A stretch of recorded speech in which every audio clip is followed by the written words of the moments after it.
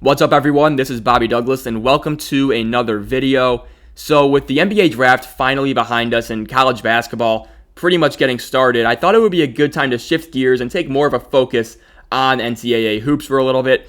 Don't worry, I'll have a full national preview coming soon where I go through my Final Four, my national champion, and things like that. But for now, I'm excited to share an interview I conducted with former Florida Gators big man Patric Young.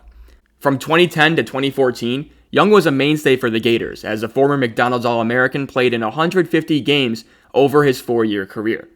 During his stay in Gainesville, he was an All-SEC player twice in 2013 and 2014, while also taking home SEC Defensive Player of the Year in 2014. Young also had a legendary career in Gainesville outside of basketball, as he was the first three-time winner of the SEC Scholar Athlete of the Year award from 2012 to 2014.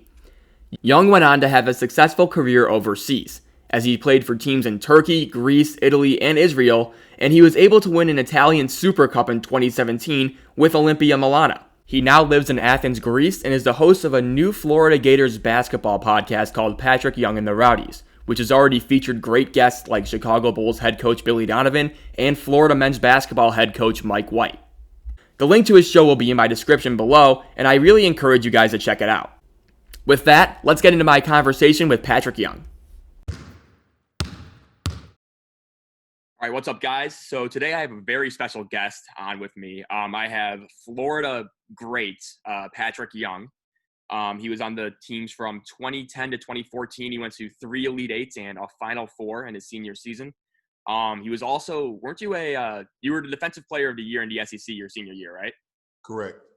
And then you were also on the all-academic team for the SEC like 3 years in a row, right? Isn't that? Yeah. I was, freshman year academic honors, but I was the Scholar Athlete of the Year 3 years in a row. Yeah, that's really impressive. So obviously just like an awesome guest to have as we transition from the draft into college basketball. So you're in Athens right now, right? So what are you doing out there right now? Right now in Athens, I'm training.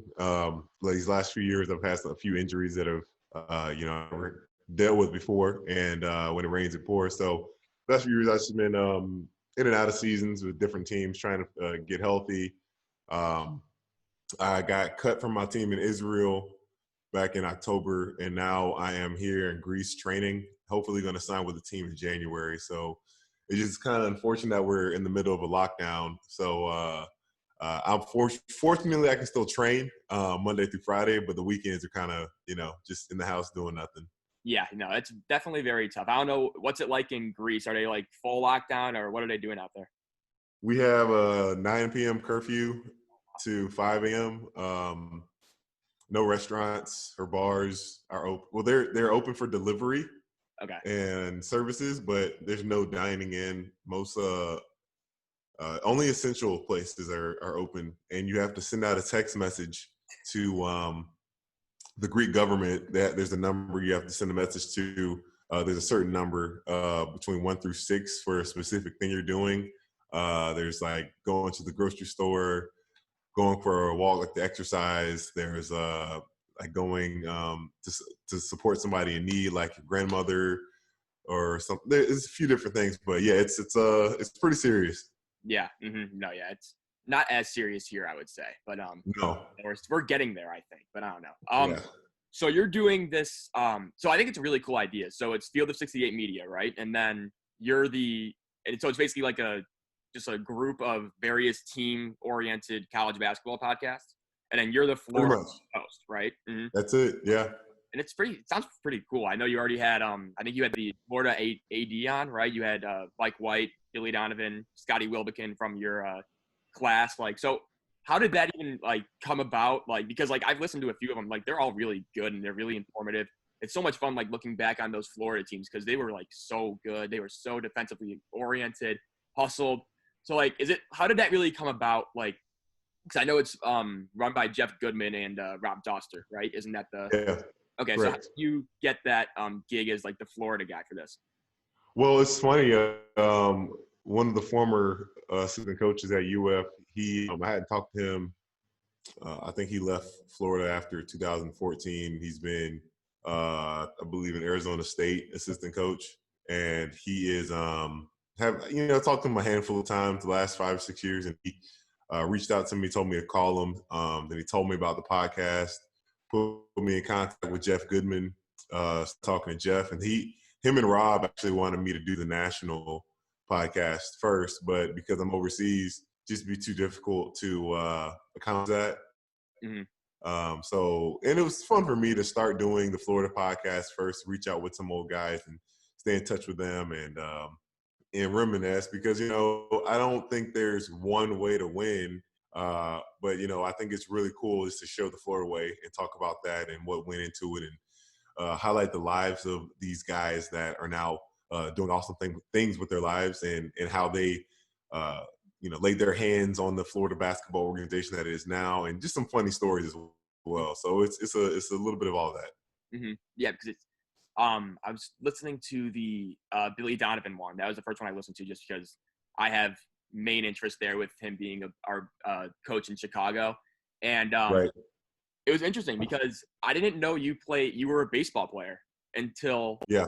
that. So in high school, so I'm just curious about like your journey to Florida as a prospect, because you said you played baseball early in your high school career. Didn't you throw a perfect game or something? Yeah, that was in what's it called, Little League, where I threw the Okay. perfect game. Yeah, perfect game. Perfect game's perfect game. Yeah, But yeah. so what was your path to Florida like? So what other schools were you recruited by, and then how did you end up at Florida? What made that the perfect school for you? Well, I remember, basketball wasn't really the sport that I foresaw in my future. I was just better at baseball my whole life, and obviously the culture behind each sport is a little bit different. I just seemed to fit more in with the baseball crowd at that time. Mm-hmm. But there was a switch that flipped for me around, because I could still barely dunk. And I could dunk in ninth grade, but it wasn't, still very uncoordinated with my athleticism and trying to figure those things out, how my body worked. And it was as though, my dad, give him a lot of credit. He helped me to establish hard work and got me in front of some really good coaches. And things have aligned after my 1 year when I was still playing baseball and basketball in the AAU circuit, that I just didn't have a good relationship with my baseball coach. And um, it opened the door for me to just go into that path and just choose basketball. I blew up. There was a Reebok headliner camp. There was the tryout for that, and then the tryout I dominated. It was in Jacksonville. The event. I'm not sure how many players were there. I was the number one guy that they picked to go into the Reebok headliner camp in Philadelphia, and then there I played just as well. And that's when I come back home after a weekend at this event with top players across the country, and my mailbox is full of letters from all around the country, which was really cool. But it was easy for me to choose Florida early on because like I mentioned in one of my podcasts, I just was born a Gator fan. My grandparents, they were season ticket holders for who knows how long, and I'm still so mad that they sold their tickets without even talking to me about it. But I took a visit to Georgia. I kind of do wish I would have taken my time with the recruiting process, just so I could have seen what else was out there. But no doubt I was going to be a Gator no matter what. That's really cool. That's because you were in Jacksonville, right? During your high school? Yeah. Okay, yeah. Yeah.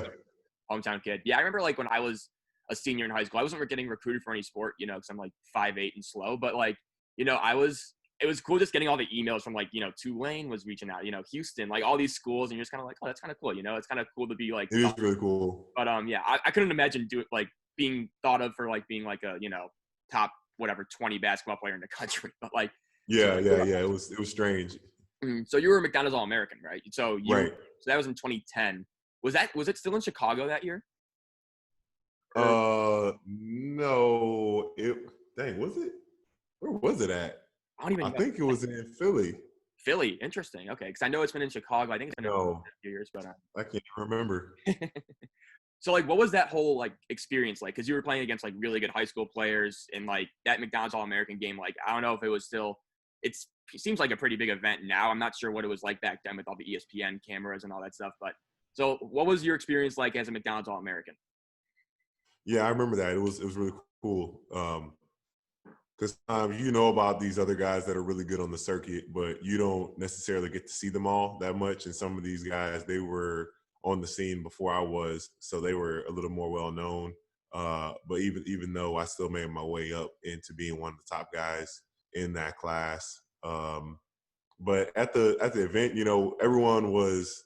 It was all really about the practices because that's where a lot of NBA scouts were when we got a chance to all practice against each other, and because that's when we actually played more seriously. Mhm. Because in the actual game, most guys kind of just want to dunk and show off, and but it was a really cool, surreal event. It was in Ohio. I remember now. Oh, okay. Yeah, because Evan Turner was there. Oh, I Evan Turner was there, yeah. and Jared Sullinger. Yeah, and Harrison Barnes ended up winning the MVP Mm. of the game, and let's see, Kendall Marshall had won something as well. But it was awesome, man. What a class of guys. Kyrie Irving was not in the McDonald's All American game, Really? and he's in my class. Yeah, believe that. I didn't. Yeah, I was looking at the rosters. I'm like, huh. Like I'm looking at like the recruiting classes. I'm like, Kyrie Irving. Like, where is he at? That's very weird. Yeah. Damn. Okay, so going to Florida now. So your teams from Florida, I think they kind of like it was kind of like a golden age of Florida basketball, I'd say. Obviously, you had like the Joakim Noah teams earlier that decade, or earlier that century, I would say. But those Florida teams were so much fun. You guys had so much talent on the floor. Scotty was on that team, Casey Prather, Bradley Beal for a year. Didn't you have? Was Chandler Parsons there your freshman year? Freshman, yep. Freshman year, okay. So and then Billy was there for all 4 years. Yeah. So okay, so what's your favorite? Out of your 4 seasons there, what was your favorite season at Florida? Oh, God, of course, hands down, senior year Okay. last season, Okay. hands Yeah. down. Okay. Yeah. Because that was definitely my favorite Florida team. I actually picked you guys to win a national championship that year in my bracket pool. I was like Well, totally we all. all did. I mean, the whole country thought we were going to win it all. We still think we're going to win. And The then like game's over. I know, and then like the UConn teams, you lost twice to UConn that year, right? Yep. God, Shabazz. So was it just something about like Shabazz Napier that just you guys couldn't figure out, or like what? No, I mean, we didn't have Scotty Wilbeck in the first game, Right. and it was at their place. I think we were the better team. Mm-hmm. I really think we were the better team both games, but they actually, they just played, especially in the second game.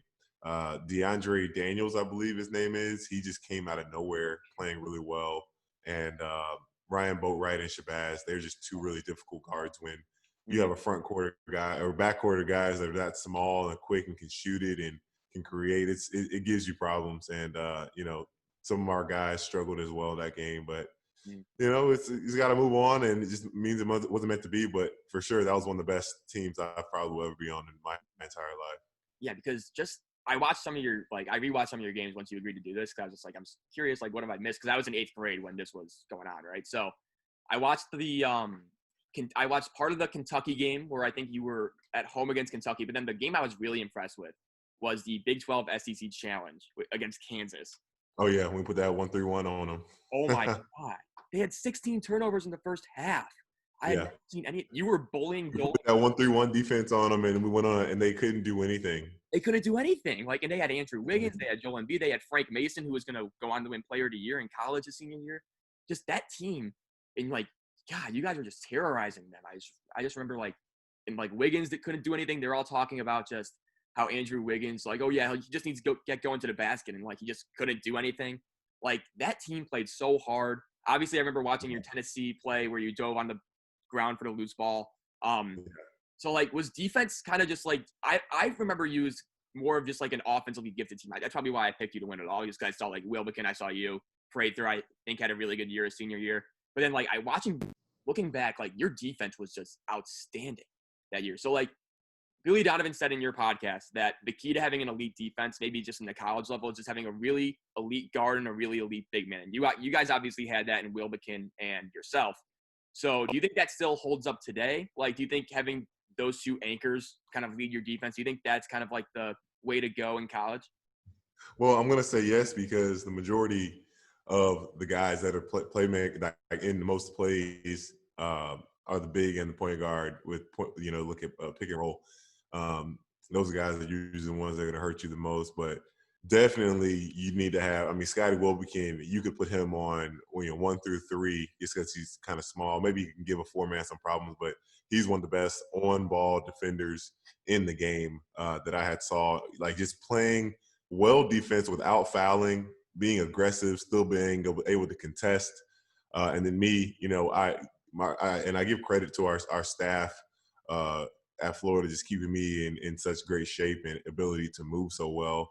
I was such a mobile 5-man playing in the pick and roll. So I was able to cover so much ground and really be intimidating force. Scotty and I just communicating. But now, yeah, definitely. I mean, the game doesn't change. It's in a sense of, it's all, teams are looking different. Positions are looking different. The NBA game is turning into positionless basketball.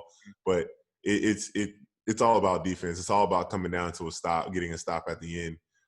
And being able to have somebody that's elite that can protect the rim. You got Anthony Davis, and then somebody that can really defend the ball and make it tougher on the other team. Mm-hmm. No, yeah, I think I agree because it is weird with the NBA kind of just going like everybody's kind of looking for like the 6'6" to 6'9" guys who can dribble, pass, shoot, and then defend on the other end. That seems like so. I was just kind of curious because like Wilbekin wasn't that big. He was like what 6'3" tops, right? Yeah, 6'2", 6'3". Yep. And then. So yeah, just interesting to see kind of like the evolution of basketball, just like 6 years like past that. You guys went 18-0 in the SEC that year, correct? Yes. Right. Yes, okay. we went 18-0 in the SEC. Yeah. Yep. Unheard of, especially when because Kentucky had a down year that year. They were still a decent team, obviously. They went to the national championship, but like in terms of their regular season, they had a down year, right? It was like still can't believe, man. I would have been so sick if they would have won the national championship. Oh man, I was so sick. Mm-hmm. I would have been sick. You guys so like, what's your like favorite story from that season, just overall? Like, what's your favorite when you think back to that season? What's like the first memory that kind of just like sticks out to you? Gosh, a good one.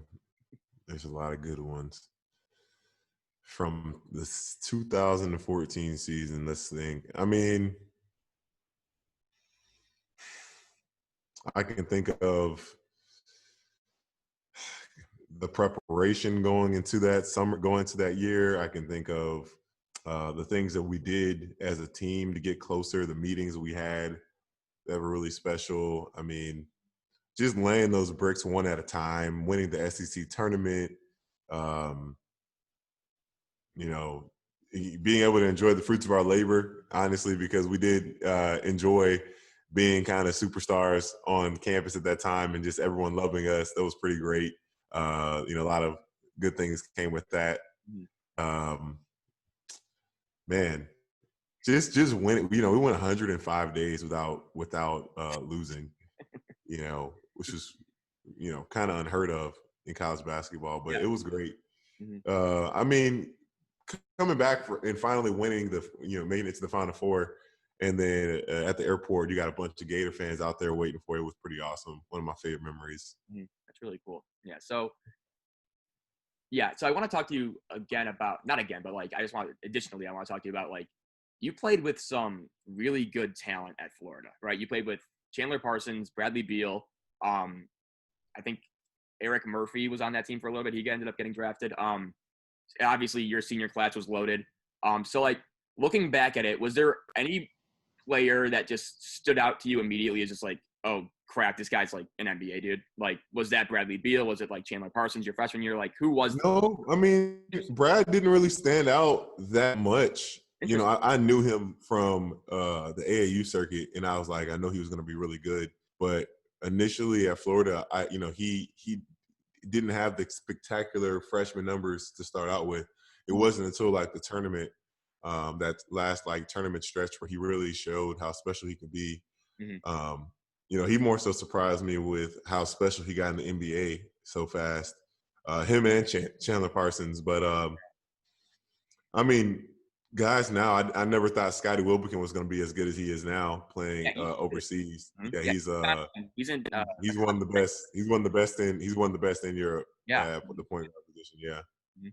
No, yeah, it was interesting. So I was I'm a big draft guy, so I was looking at Denny Avdia, right, and all of a sudden I just see wait, Scotty Wilbekin's on this team, and he's like the best player on the floor. I'm like, whoa, that's it was just kind of cool to see Yeah. Scotty Wilbekin just kind of like He's the man. He's not. He's like he's like so loved in Maccabi in Tel Aviv.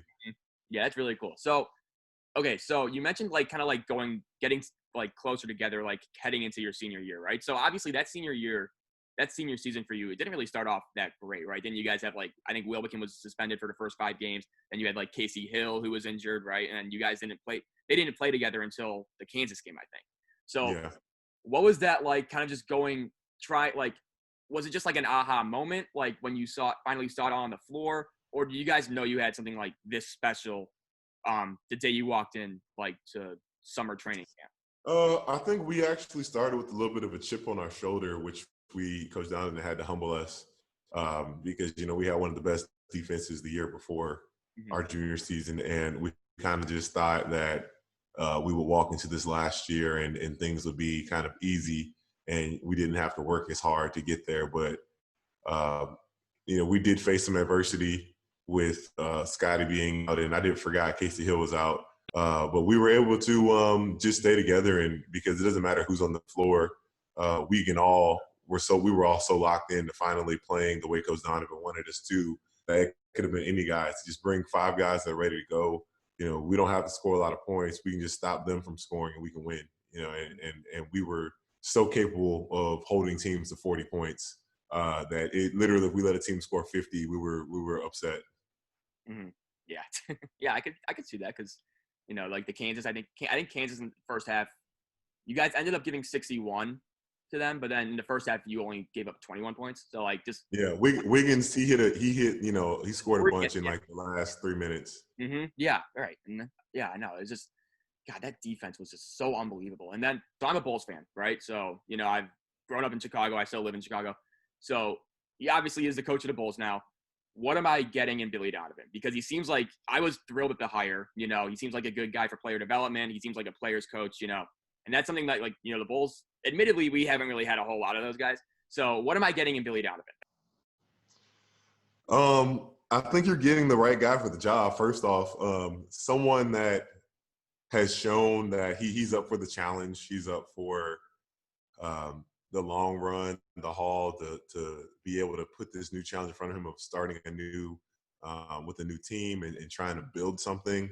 The last time he really built something from the bottom up was, when he came and he was hired as Florida's head coach, with it building his staff and his team. And now, they're gonna spend a lot of money to get a good team, and they got some good young players.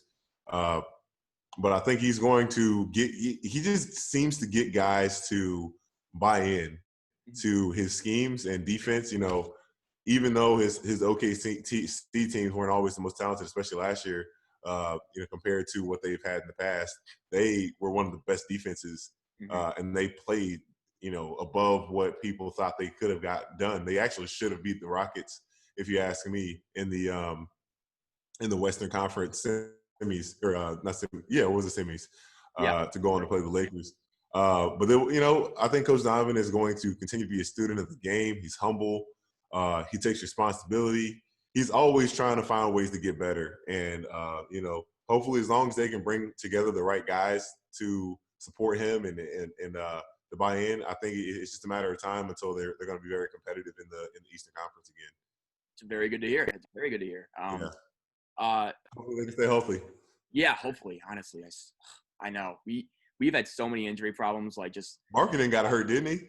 Last year? Yeah, Marketing got hurt / he just wasn't used at all as he should have been. Like we Boylan basically used him as like a spot up 3-point shooter, and we'd rather not have that. Wendell Carter Jr. is like a really good passing big man, and we just didn't use him the right way. Zach was good. Kobe White showed promise his rookie year, but there was definitely a lot to be desired. Lot left to be desired. Kobe White's one and done. Yeah. Yeah.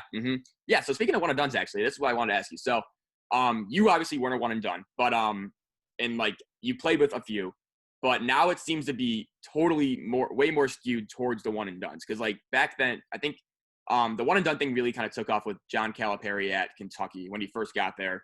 With John Wall, DeMarcus Cousins, that class, and then so now it's starting to become just pretty much everybody's trying to get to the league.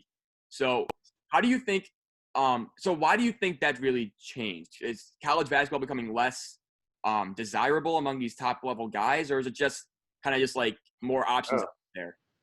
yeah, I mean, I think these guys are ready to just get paid and just get started to play at the top level. Um, I mean, there's so much that comes with being an NBA player, so I can't blame them. Your life changes in one night, just like that. In 1 year, one night, you get to become something, and yeah, you're completely in a different world when you. But the issue just is that these guys sometimes don't understand how hard the grind is. Of that NBA 82 games a year is really tough, and just what you need to do to fight for injuries and stay ready, especially with back-to-back games and the travel, how much these guys travel. Even though they fly well and travel well, it's still a lot on your body. But yeah, it seems like the more popular thing to do. Guys are not really staying in all 4 years. Maybe I made a mistake. But it is what it is. It's interesting to see how the players being able to get paid through their image and their likeness, how that's going to affect college basketball Yeah, and football. right. Yeah, for sure. What are your thoughts on that in general? I'm kind of in the camp where I think you should be able to just kind of like go off, do your own thing, get paid for whatever, and then just Yeah. leave the schools out of it, right? I think that seems like the most.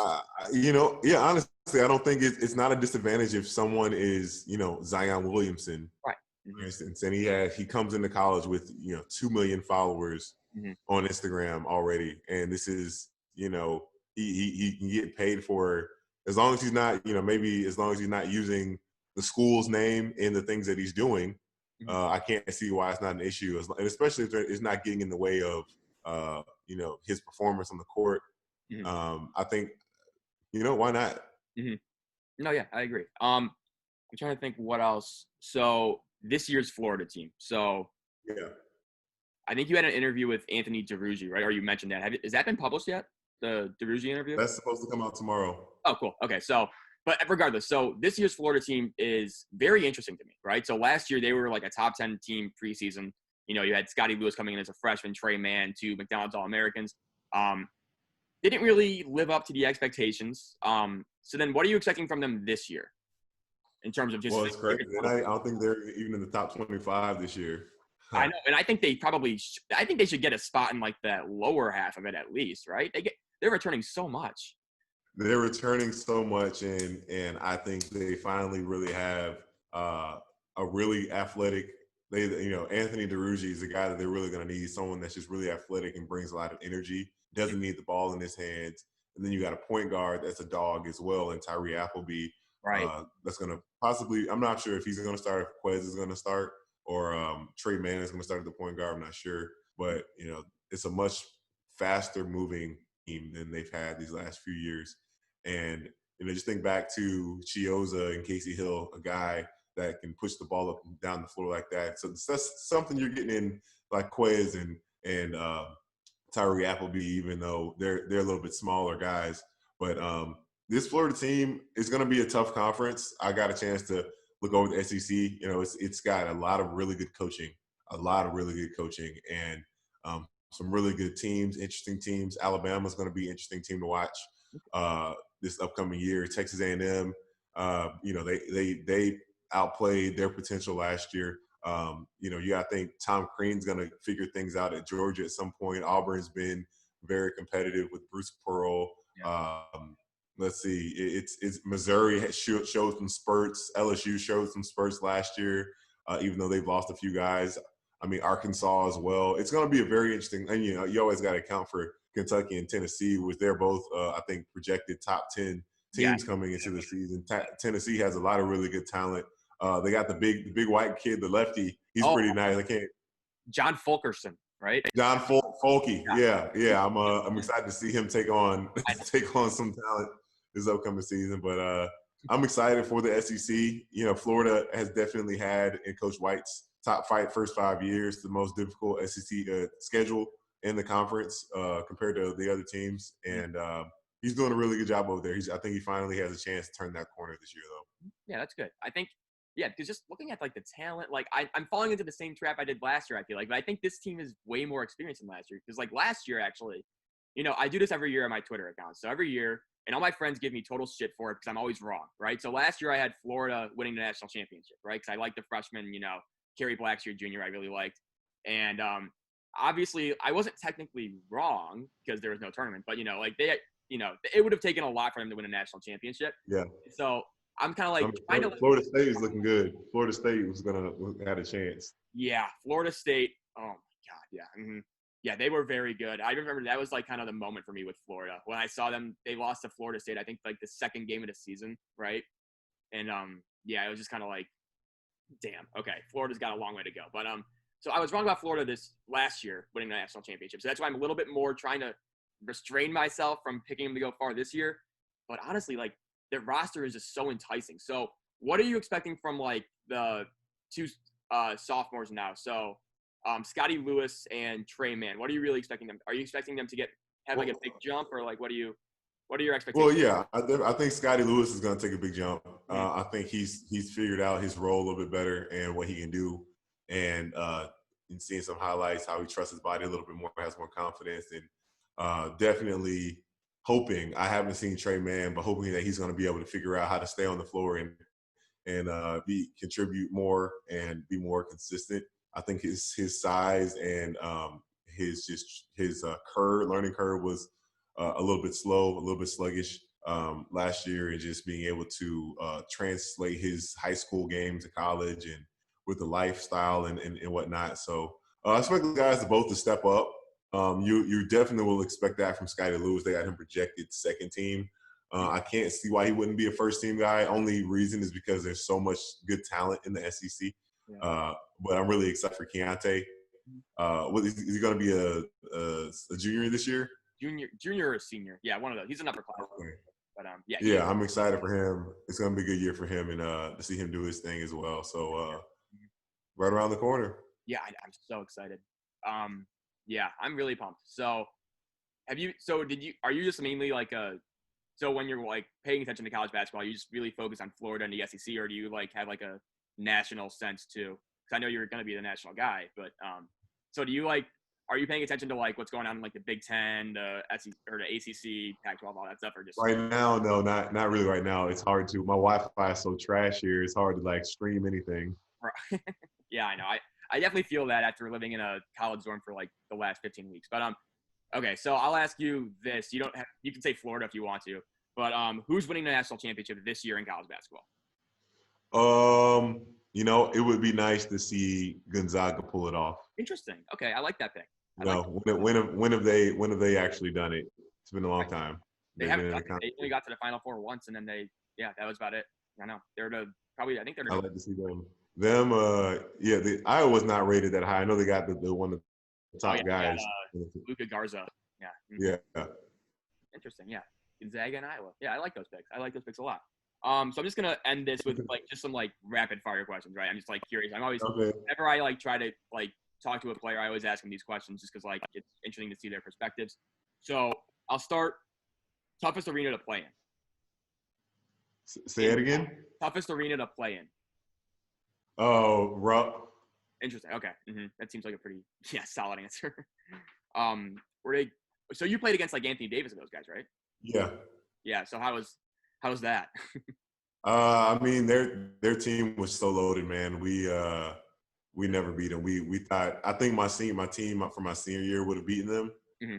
I think we would have played, perfect basketball against them. I think we would have beaten them all 3 times, but they were just so talented, and we were intimidated by playing against them. AD was ridiculous. He kept getting so much better and better as the season went along too. So he was unstoppable as he is in the NBA now. Mm-hmm. Yeah, and then next question: who was your toughest matchup in your college career? Probably AD as well, or Jarnell Stokes. Jarnell Stokes was really tough. Yeah, he's so strong. He was so strong. Really can move his body for being such a big guy. Mm-hmm. No, yeah, Jarnell Stokes was really good. He was at Tennessee, and then that was a team that was like an 11 seed. I think went to the Sweet 16 his senior year. I'm not really sure, but all right. I think that's all I got for you. I think I'm trying to think of the last question. Can't do it though. So, thank you, Patric Young, so much for doing absolutely. I really appreciate it. Good luck with everything going on. Good luck trying to find a team. Good luck with your podcast. Thank you. Please share. Yeah. All right. Thank you so much, man. I will hopefully if you ever want to come back, you're always welcome. Okay. All right. All right, my guy. I appreciate you. All right. Thanks, Patrick. Have a good one. Yep. So I hope you guys enjoyed that conversation with Patric Young. Again, I really want to give a big thanks to Patrick for agreeing to do the interview. We had a lot of complications with the time zone and things like that. He is in Athens, Greece. I'm in Chicago. But, he did make it work for me. I really appreciate it. Make sure you give Patric's podcast a follow. I'll link it in my description below. And also, I'll suggest a video that should come up right here, I think. And you can check it out there. Again, tons of great guests. Billy Donovan, Mike White. I think he had a Florida player, Anthony DeRuggi, on as well. So if you're interested in Florida basketball or just college basketball in general, I really encourage you guys check it out. And yeah, thank you guys so much for watching. And again, big thanks to Patric Young. Next time I see you, I will be talking about my Magic 8. And if you want to know what that is, look up Magic 8 Sports Illustrated and you'll know exactly what I'm talking about. I'm going to do a video. Hopefully I get it out later this week. And yeah, that's about all I got for you guys today. Thank you guys for tuning in. If you did enjoy the video, make sure you like and subscribe. That really helps me out. And I'll see you all very soon. Bye.